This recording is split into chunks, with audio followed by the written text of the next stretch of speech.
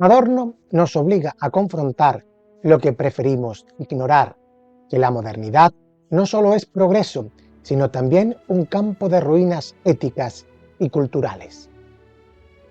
¿Qué ocurre cuando la cultura deja de ser un refugio y se convierte en una trampa? ¿Cómo es posible que lo que disfrutamos sin cuestionar pueda moldear silenciosamente nuestras mentes? En un mundo donde el arte y la música parecen inofensivos, ¿es posible que oculten estructuras de poder más profundas? ¿Y si nuestra libertad estuviera comprometida sin que lo supiéramos? Hoy exploraremos las ideas de un filósofo que se atrevió a desentrañar lo que otros preferían ignorar. ¿Estás listo para cuestionar lo incuestionable?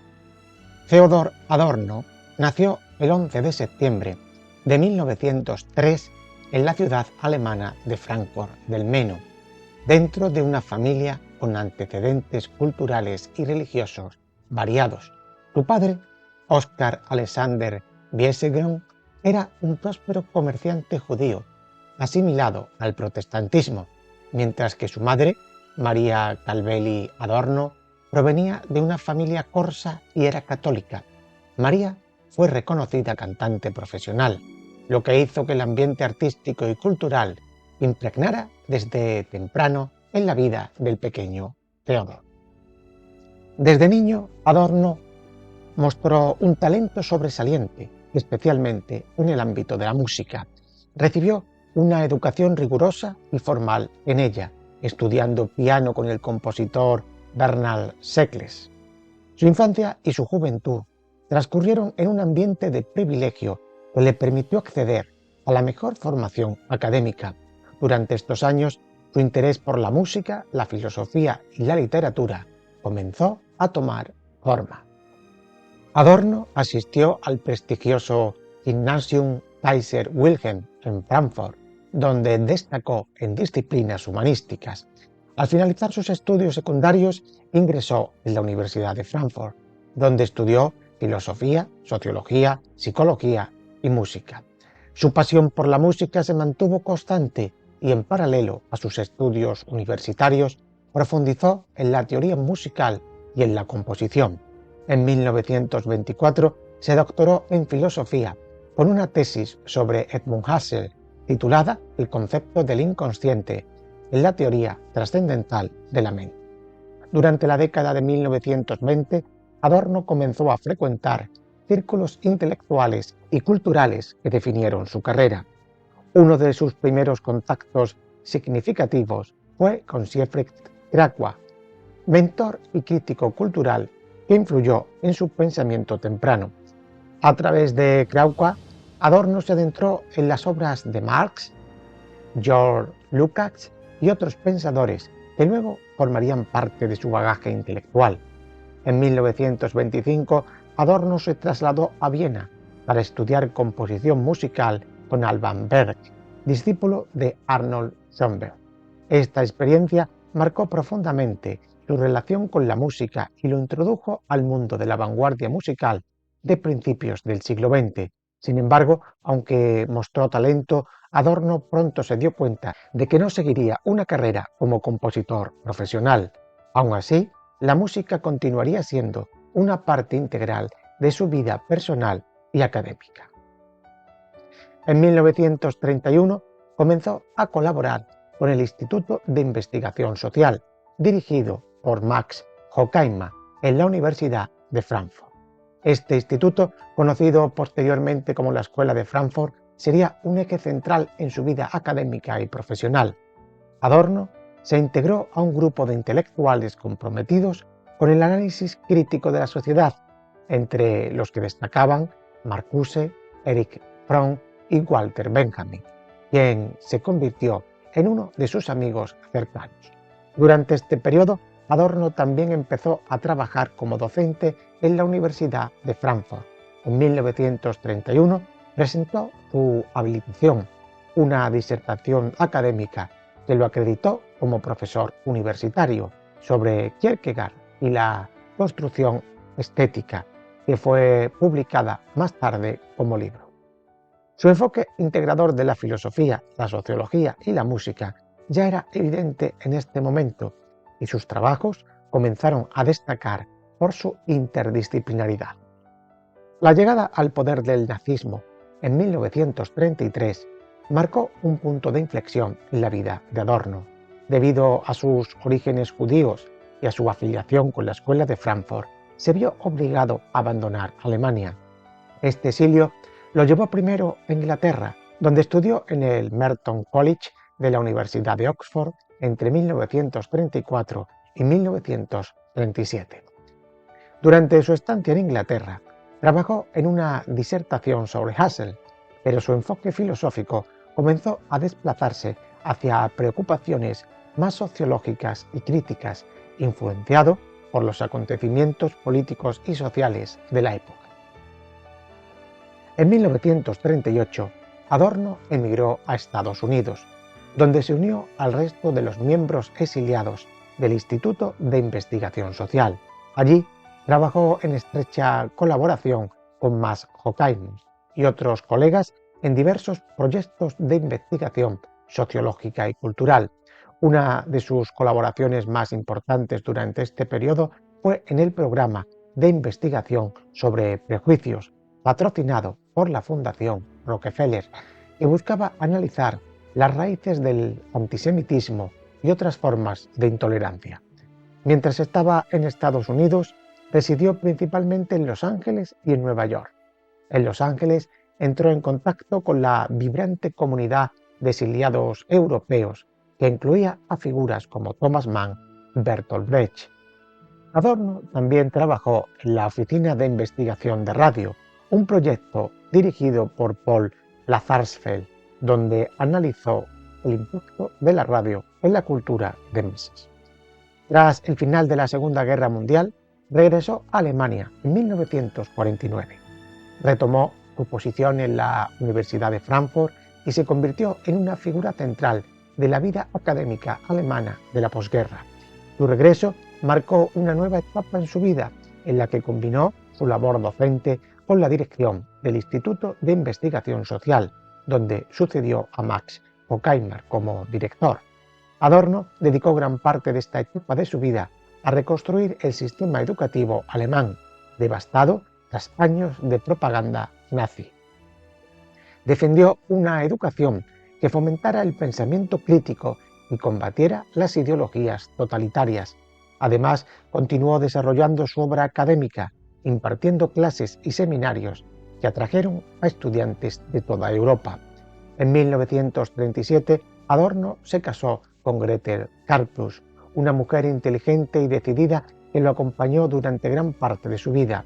Aunque la pareja no tuvo hijos, compartieron una relación de apoyo mutuo y Gretel jugó un papel importante en la vida de Adorno, tanto desde la perspectiva profesional como desde la perspectiva anímica.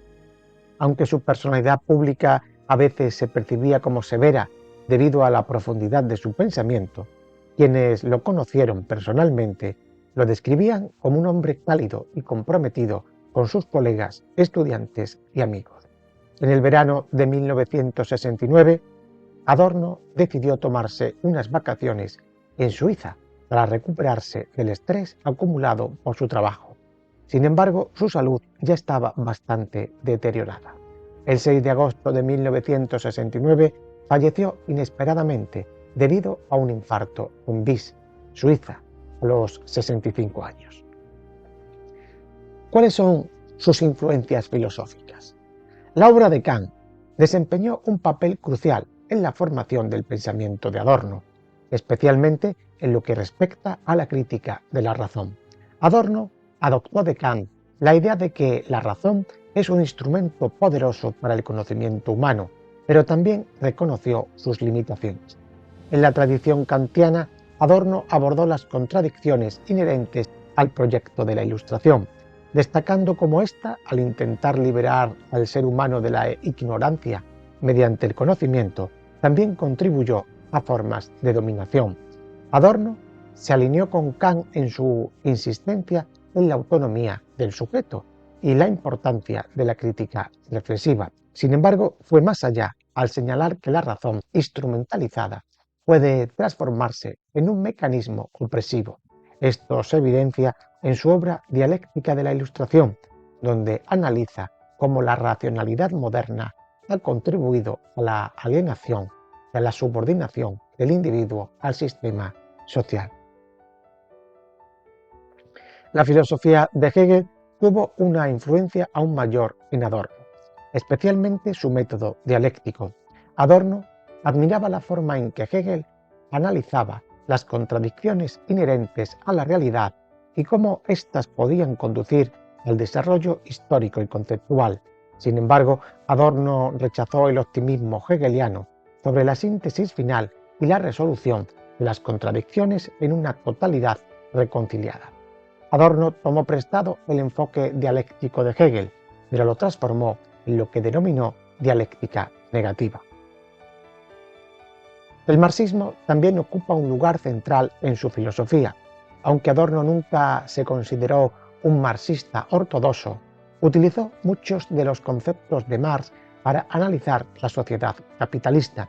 En particular, adoptó el enfoque materialista histórico para examinar cómo las relaciones económicas estructuran la cultura, la ideología y la subjetividad. Adorno compartió con Marx una crítica radical al capitalismo, que veía como una fuente de alienación y explotación.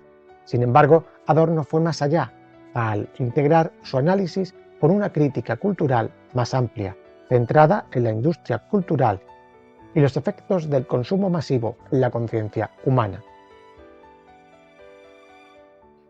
La influencia de Nietzsche se percibe también en su estilo aforístico, de obras como Mínima Moralia, pero sobre todo en su crítica a los valores tradicionales y a la moralidad convencional. Adorno compartió con Nietzsche la preocupación por las formas en que la cultura occidental ha sofocado el potencial humano mediante sistemas de valores que perpetúan la conformidad y la mediocridad. Sin embargo, Adorno también criticó a Nietzsche por su rechazo al aspecto colectivo de la emancipación, mientras Nietzsche abogaba por la transvaloración individual y el ideal del superhombre. Adorno subrayó la necesidad de una transformación social estructural. Otro punto clave de las influencias de Adorno y de las que formó parte fue la Escuela de Frankfurt, de la que ya hemos hablado antes. La Escuela de Frankfurt, oficialmente conocida como el Instituto de Investigación Social, fue fundado en 1923 en la Universidad de Frankfurt del Meno y se convirtió en el centro intelectual desde el cual Adorno desarrolló su pensamiento crítico. El instituto fue un espacio interdisciplinario que reunió a filósofos, sociólogos, economistas y psicólogos para estudiar las estructuras de poder y las dinámicas culturales de la sociedad moderna. Entre sus miembros más destacados están Max Horkheimer, Herbert Marcuse, Erich Fromm y Walter Benjamin, quienes compartían el compromiso de utilizar la teoría crítica como herramienta para la emancipación social. La teoría crítica, núcleo del trabajo de la Escuela de Frankfurt, se define por su rechazo a las teorías tradicionales que describen la realidad sin cuestionarla. En lugar de aceptar las condiciones sociales como datos, la teoría crítica busca desentrañar las formas de dominación que la sostienen. Adorno adoptó este enfoque para analizar cómo las estructuras económicas, políticas y culturales perpetúan la opresión y la alienación. Uno de los aspectos distintivos de la escuela, como hemos dicho, es la interdisciplinariedad. Los miembros de la Escuela de Frankfurt combinaron filosofía, sociología, psicoanálisis y estudios culturales para desarrollar una comprensión integral de la sociedad. Una vez trazadas su biografía, su contexto histórico y cultural y sus influencias filosóficas, vamos a entrar de lleno en su filosofía, en su pensamiento puro y duro. Su primera gran obra es Dialéctica de la Ilustración, en colaboración con Max Horkheimer, de 1947. Es una de las obras, digamos, más influyentes de Adorno, uno de los pilares de la teoría crítica desarrollada en la Escuela de Frankfurt. Este texto seminal aborda cómo el proyecto de la Ilustración Inicialmente concebido como un medio para liberar al ser humano de la ignorancia y la superstición, terminó conduciendo a nuevas formas de opresión y alienación. A través de un análisis interdisciplinario que combina filosofía, sociología y crítica cultural, los autores examinan las paradojas de la modernidad y sientan las bases para una profunda crítica a la racionalidad instrumental y sus consecuencias en la sociedad contemporánea. Adorno y Horkheimer comienzan Dialéctica de la Ilustración explorando el concepto mismo de ilustración, entendido como el movimiento intelectual que buscó liberar al ser humano mediante el uso de la razón.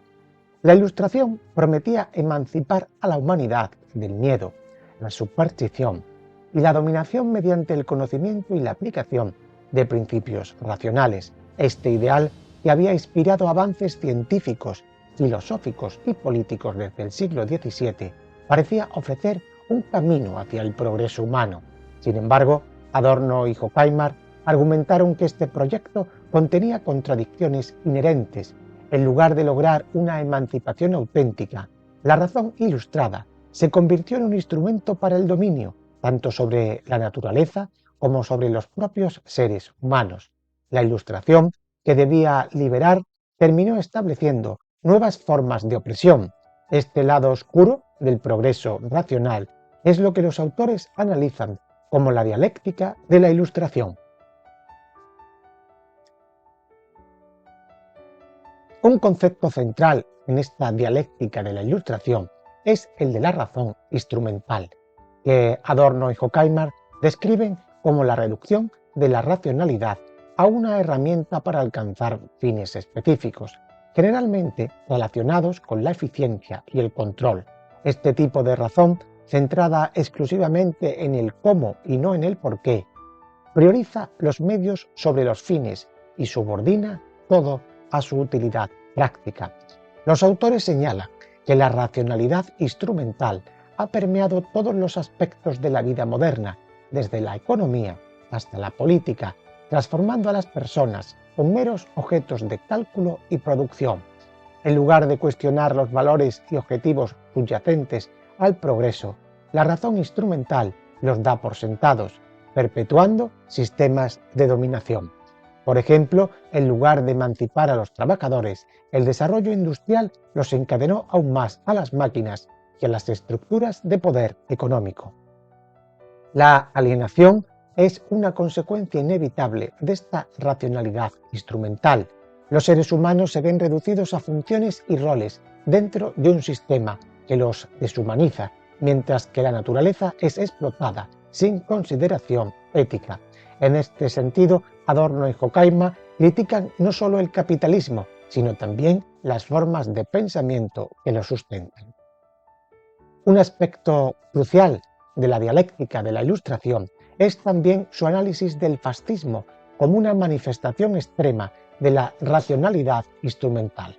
Adorno y Horkheimer escriben la obra en el contexto de la Segunda Guerra Mundial y el Holocausto, eventos que representan para ellos el colapso de los valores ilustrados en la modernidad. El fascismo, argumentan, no es un simple retroceso a formas primitivas de dominación, sino el resultado lógico de un proyecto ilustrado deformado.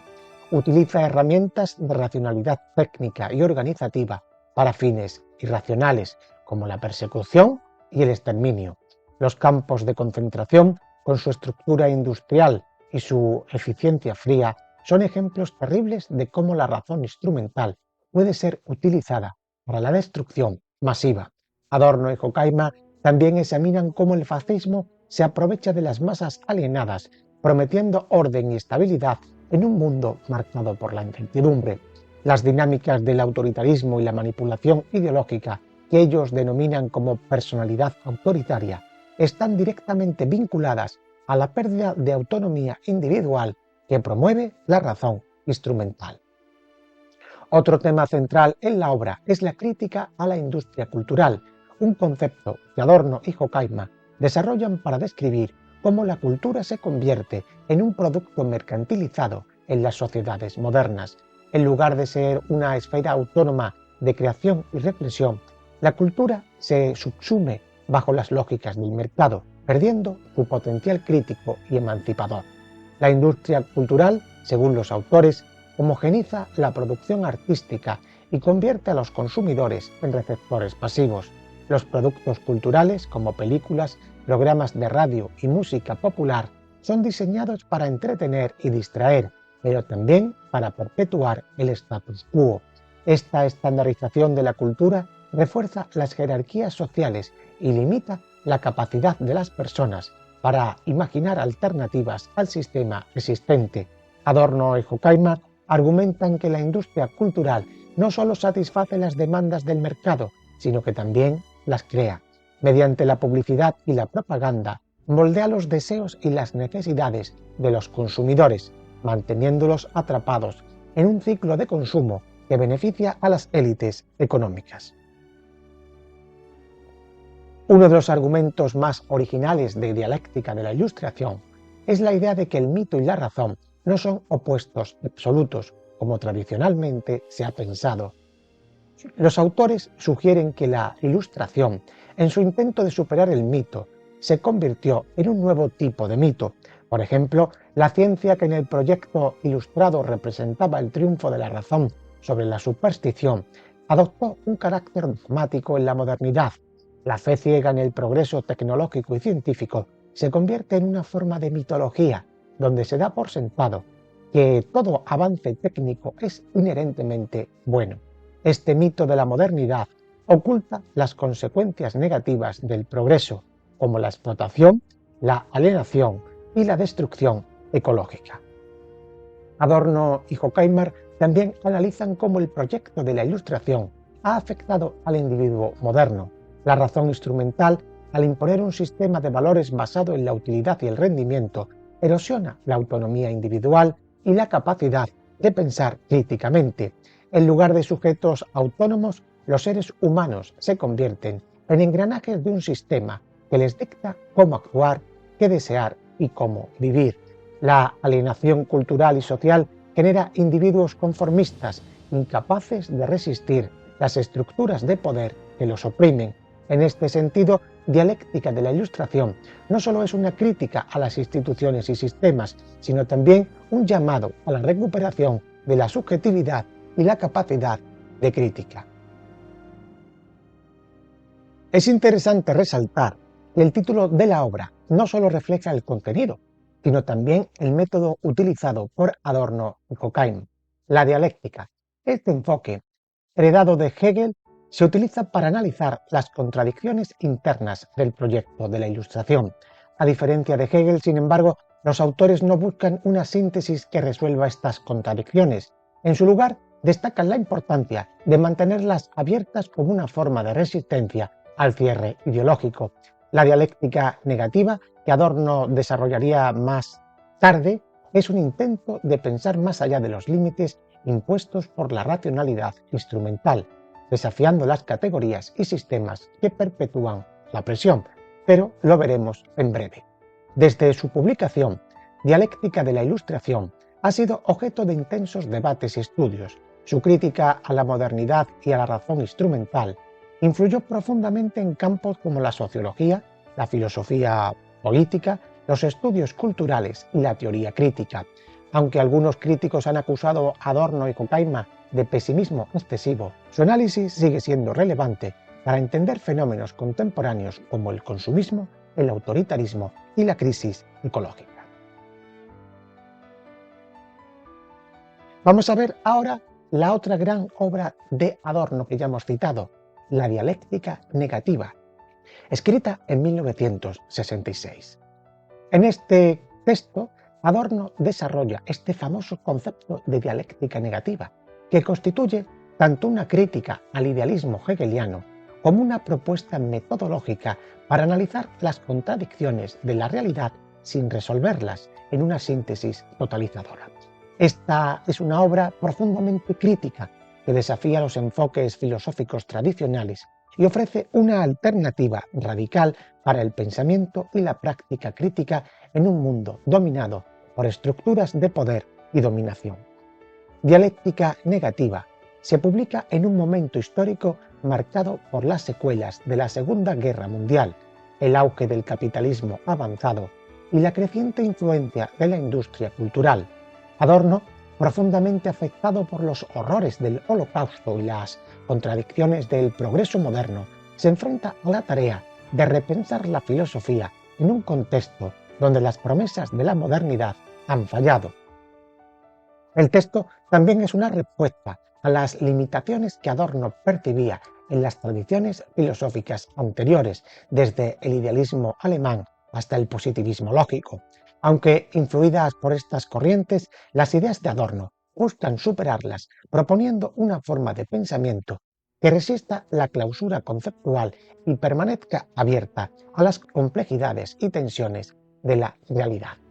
La dialéctica, como método filosófico, tiene su origen en Hegel, quien la utilizó para describir el desarrollo de la realidad y el pensamiento a través de contradicciones que se resuelven en una síntesis superior. Para Hegel, este proceso conduce a una totalidad reconciliada, donde las oposiciones se superan y todo adquiere coherencia. Adorno, sin embargo, rechaza esta visión hegeliana de reconciliación y síntesis. En lugar de ver las contradicciones como problemas a resolver, Adorno sostiene que deben mantenerse abiertas y reconocerse como expresiones de las tensiones inherentes a la realidad social e histórica. Según Adorno, el intento de reconciliar estas contradicciones en una totalidad armoniosa es una forma de clausura conceptual que refuerza estructuras de dominación y oculta el sufrimiento y la opresión que persisten en el mundo. La filosofía debe adoptar un enfoque que rechace esta síntesis reconciliadora y mantenga un compromiso con la negatividad, el reconocimiento de lo que es incompleto, contradictorio e irresuelto.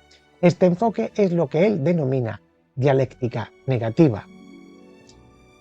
Un principio fundamental de esta dialéctica negativa es el rechazo a la idea de que el pensamiento puede capturar la totalidad de la realidad de manera reconciliada. Adorno sostiene que cualquier intento de cerrar la realidad en una totalidad conceptual inevitablemente simplifica y distorsiona lo que existe. En lugar de buscar una síntesis que supere las contradicciones, la dialéctica negativa insiste en preservarlas como un reflejo de las tensiones reales en el mundo. Adorno también critica la forma en que los conceptos filosóficos tradicionales tienden a reificar la realidad, reduciendo la complejidad a categorías abstractas y estáticas. Este proceso, que Adorno denomina identidad conceptual, transforma la riqueza y la diversidad de lo real en un sistema cerrado de significados. La dialéctica negativa, por el contrario, se niega a imponer una identidad fija sobre los objetos de estudio, permitiendo que lo particular y lo concreto mantengan su singularidad frente a las categorías universales. La negatividad, en el enfoque de Adorno, no es meramente destructiva, es una herramienta para desvelar las tensiones y contradicciones que los sistemas de pensamiento y las estructuras sociales intentan ocultar. La dialéctica negativa busca iluminar las fracturas y fallas en los discursos hegemónicos, señalando los aspectos de la realidad que no encajan en las narrativas dominantes. La dialéctica negativa no se limita a la crítica conceptual, sino que también tiene una dimensión social y política. Adorno sostiene que las contradicciones presentes en el pensamiento reflejan las contradicciones inherentes a la sociedad. Por ejemplo, la alienación y el sufrimiento humano bajo el capitalismo no pueden ser resueltos por una filosofía que simplemente los integre en un sistema cerrado. En cambio, la filosofía debe enfrentarse a estas realidades y mantenerse abierta a la posibilidad de una transformación social. Uno de los conceptos importantes para entender la dialéctica negativa es el de la negación determinada, que Adorno retoma de Hegel, pero que transforma radicalmente. Mientras que en la dialéctica hegeliana la negación de un concepto conduce a su superación en una síntesis superior, en la dialéctica negativa la negación determinada se utiliza para exponer las contradicciones internas de una síntesis conceptual o social sin intentar resolverlas.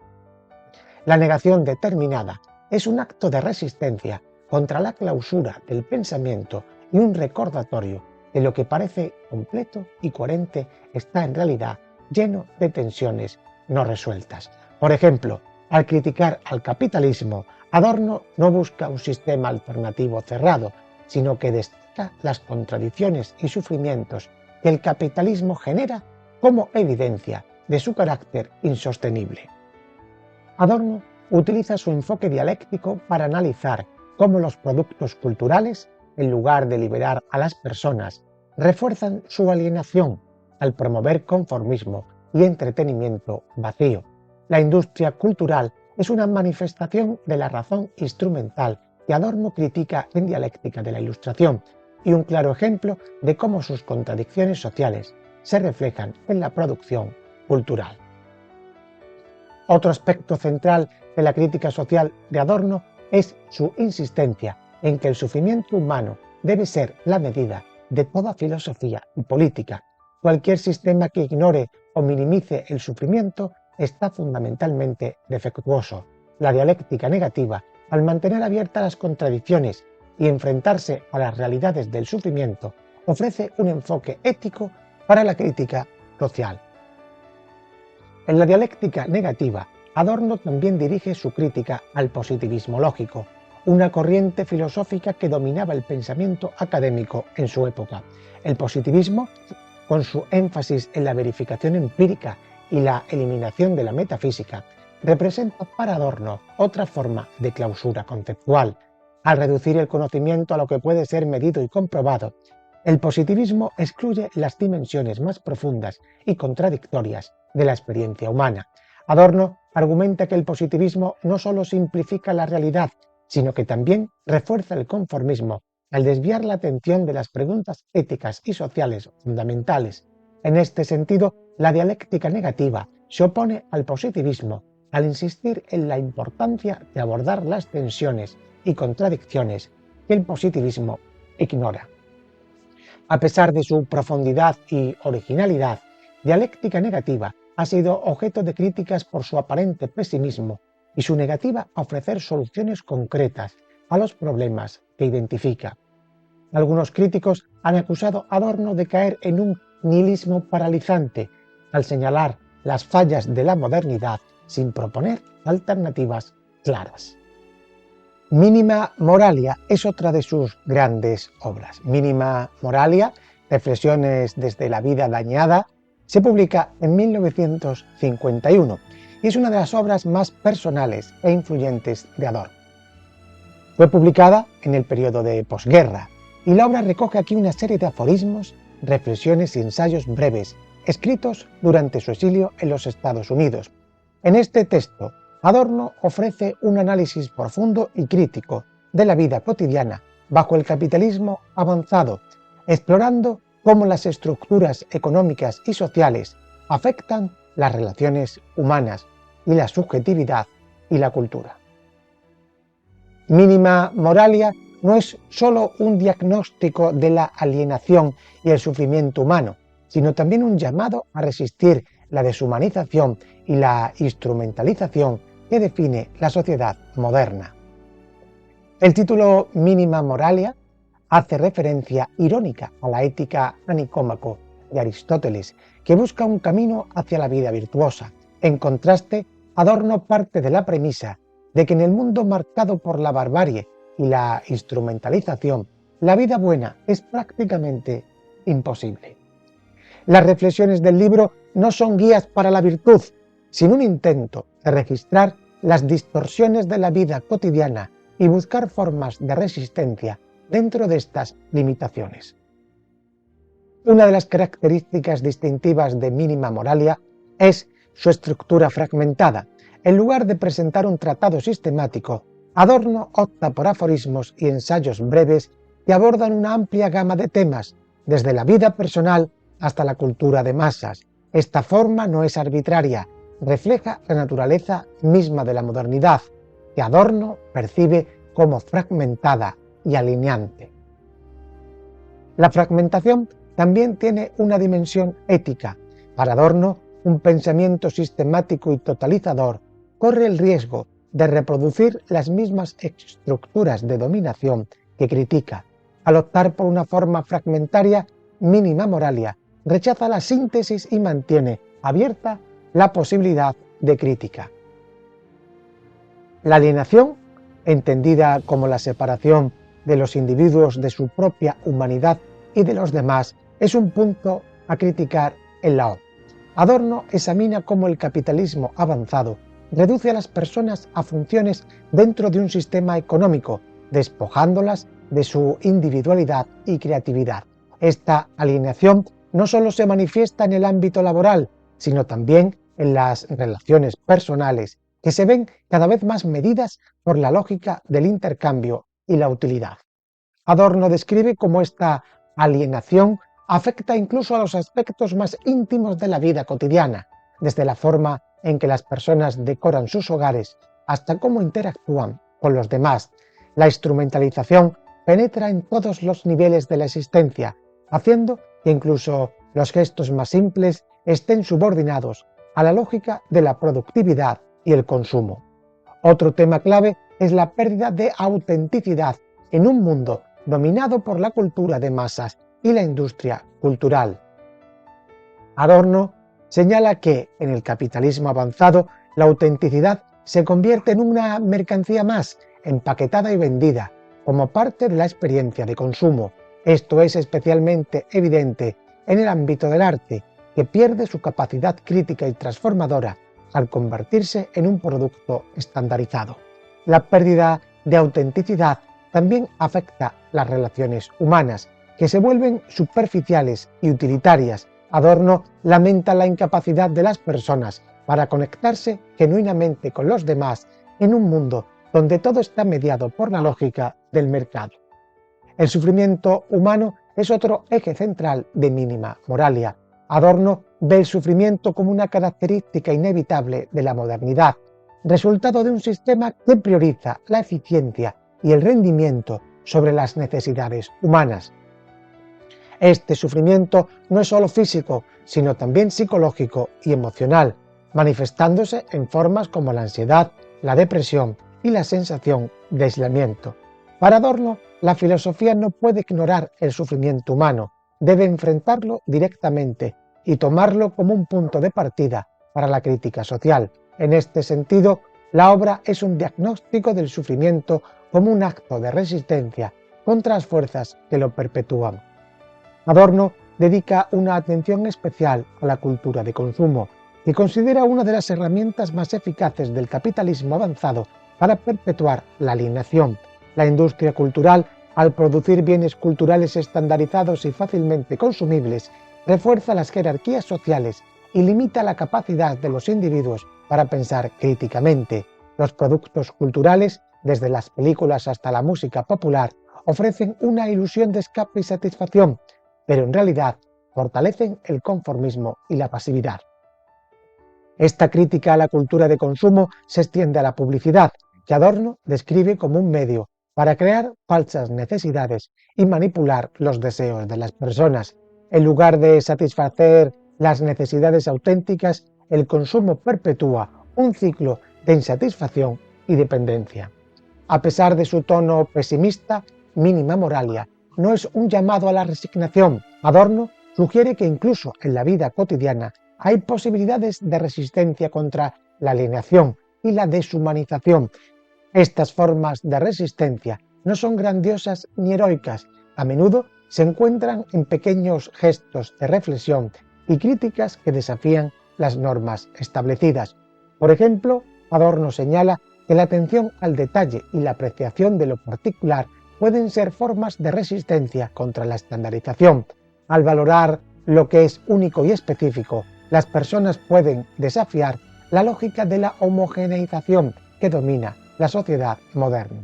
Teoría estética es la última obra de Adorno, considerada el legado filosófico definitivo de su pensamiento sobre el arte.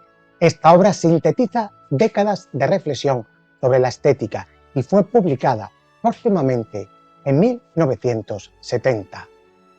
La escritura de teoría estética se sitúa en las últimas décadas de su vida, en un periodo marcado por profundas transformaciones culturales y políticas.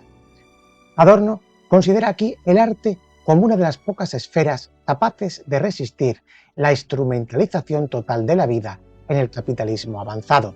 Mientras que otras formas de pensamiento y práctica han sido subsumidas bajo la lógica de la productividad y la utilidad, el arte tiene el potencial de mantenerse autónomo, operando según sus propias leyes y resistiendo la lógica dominante. La autonomía del arte es un concepto central en esta teoría estética. Adorno sostiene que el arte es autónomo en tanto que no está subordinado a fines externos, como el entretenimiento, la educación o el lucro. Esta autonomía permite al arte criticar la realidad social desde una posición independiente, desafiando las normas y valores dominantes. Sin embargo, también reconoce que esta autonomía está constantemente amenazada por las fuerzas de la industria cultural y la mercantilización. En la modernidad, el arte autónomo se enfrenta al desafío de mantener su independencia mientras opera dentro de un sistema que busca convertir todo en mercancía. Para Adorno, el arte auténtico no debe ofrecer soluciones fáciles ni reconciliaciones superficiales. En lugar de ello, debe preservar su negatividad, es decir, su capacidad para señalar las contradicciones y el sufrimiento inherente a la sociedad.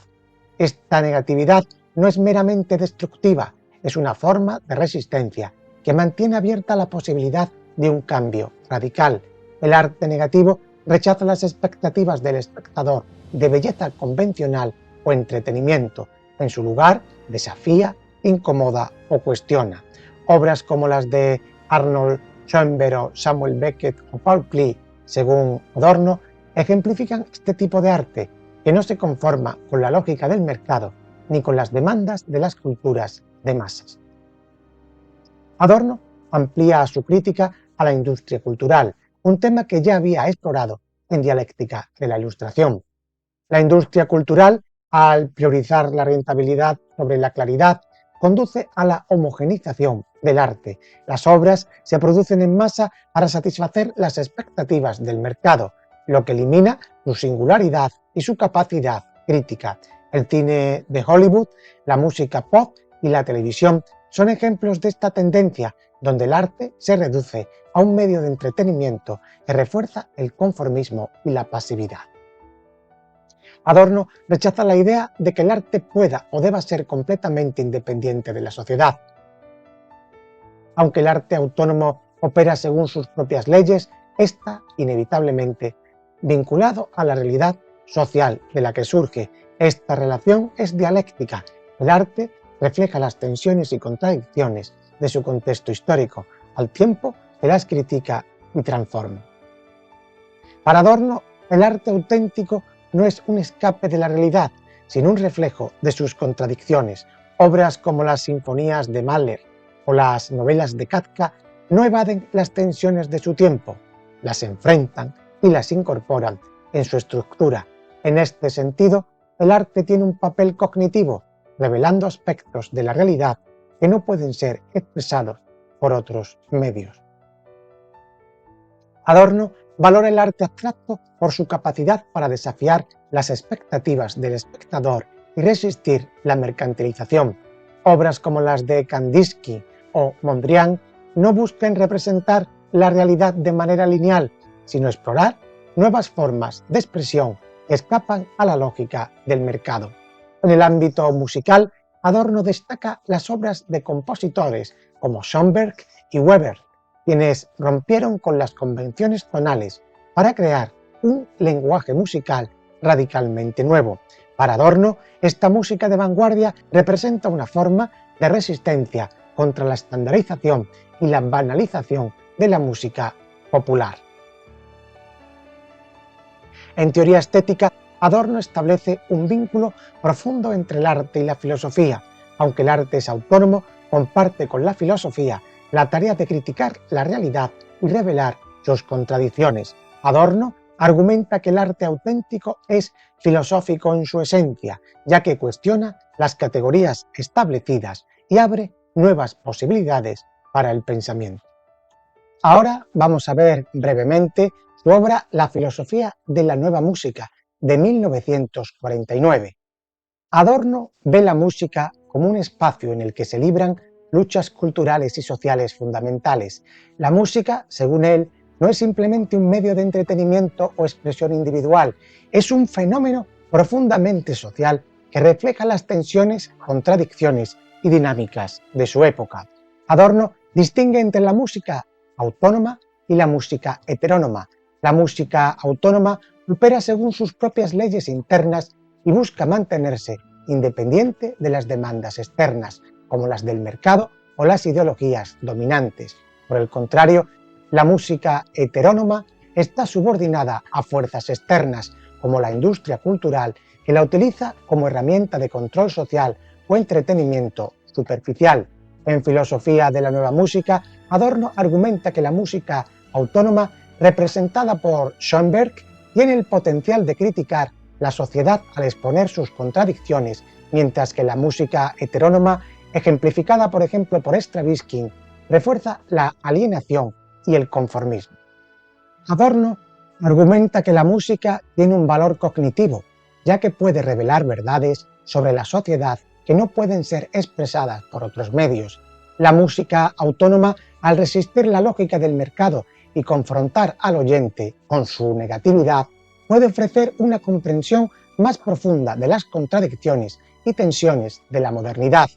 Adorno defiende el arte como una forma de resistencia contra las fuerzas que buscan domesticarlo y convertirlo en un producto de consumo.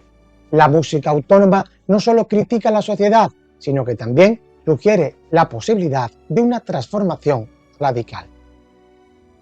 Adorno nos desafía a cuestionar lo que damos por sentado en la cultura, la sociedad y el pensamiento. Su crítica a la industria cultural revela cómo el arte y el entretenimiento pueden perpetuar estructuras de dominación. Adorno aboga por la reflexión constante, por mantener viva la autonomía del pensamiento frente a la conformidad. Su visión no busca soluciones simples, sino enfrentar las contradicciones del mundo moderno con una mirada crítica que nos impulse hacia la emancipación. ¿Y a ti, qué te parece su filosofía? Déjamelo en los comentarios. Arriba te dejo más vídeos para que sigas profundizando en el saber.